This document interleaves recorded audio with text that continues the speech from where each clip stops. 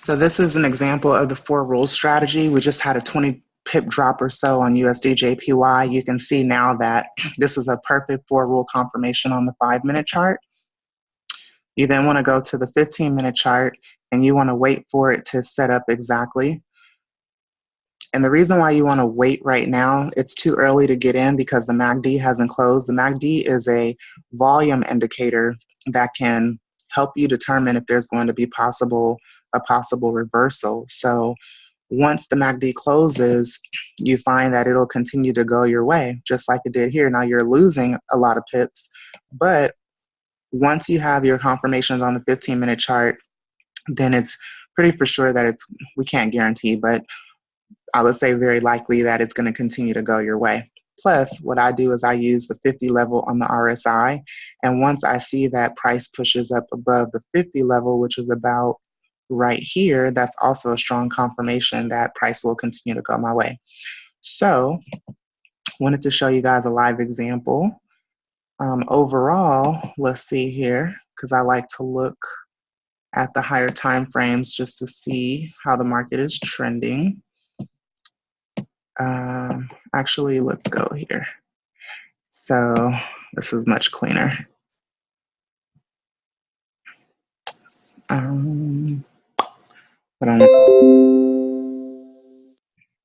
Okay, so we just had a pretty big drop. Let's see what this is doing. So we don't have a very strong trend that we're up against. So let's just go back to the 15-minute chart. See what happens? See how you're having some drawdown here? Because look where this MACD is, right? And then let's look at the 5-minute and see how you're having some drawdown there, some pullback. So you just have to be very, very patient. Now, if you got into the trade right now, you could definitely get in, but it's really risky. Like it could totally continue to reverse and go the other way. All right.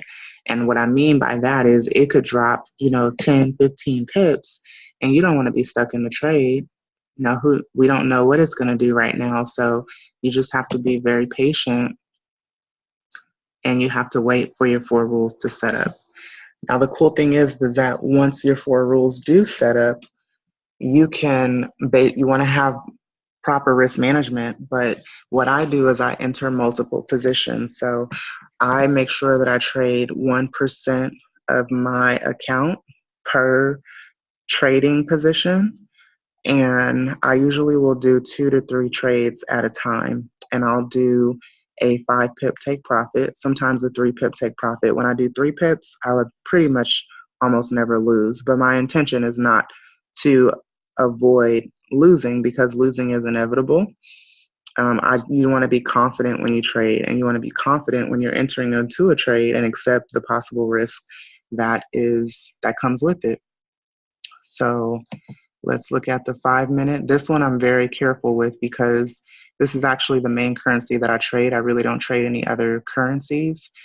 But this one just had a big drop. And so I am not thinking like everyone else. I'm thinking opposite of what others are thinking. And I am not quick to get into a buy on this right now. So you just have to be patient, let it do its thing. You want to wait for your confirmation and make sure that this is going to go your way. So the web analyzer just called a buy on CAD JPY, hasn't called a buy on USD JPY just yet. So I am not going to get into this, guys, because this will probably continue to drop. So look, web analyzer just called a buy on USD JPY, and we're having some drawdown. Look at what's happening, okay? So this is a prime example of what I'm talking about. This is why you don't want to get in too early. Now, let's say if you would have got in right here at 110.65 because you got excited over this 5-minute chart and you're thinking it's going to continue to go your way. But why put yourself through pain if you don't know exactly what's going to happen? You want to be patient and let things play out. And let me look at my pivot areas here. So this is a pivot area here. So this is, let's see, 6.3. I want to see if it's going to break and continue to go short. And let's just see what it does.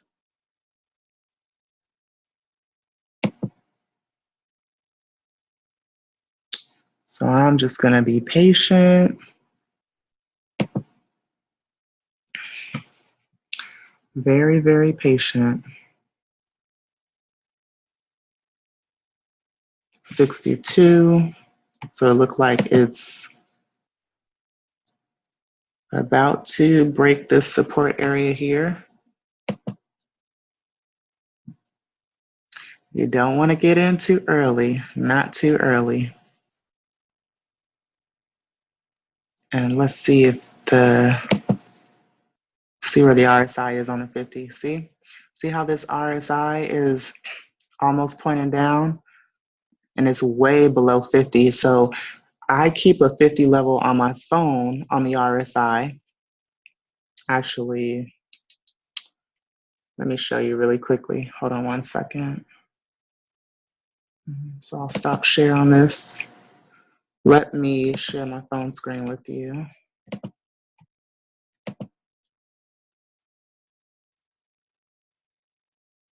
Hold on, guys.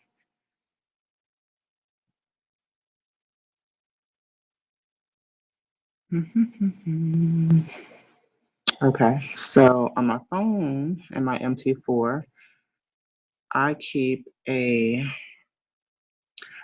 50 level on my RSI. So you see this middle box here, and I keep a money flow on top of my RSI. Look at what price is doing. It's continuing to drop. So this tells me if it's below 50, the strength is with the sellers. If it's above 50, the strength is with the buyers. Okay, so this is how I use the RSI with the money flow indicator. And now let's go back to the web analyzer. Now, oh wow, let me show you what's happening. And this is exactly why you don't want to get in too early. Okay, so look what happened. You see how prices dropped? Okay, see what's going on here? And now this is what I like. Now see how it just broke my support area? Now support becomes resistance again, and it could try to test here or down here. So I'm just very, very patient. And this is why you want to wait and be patient.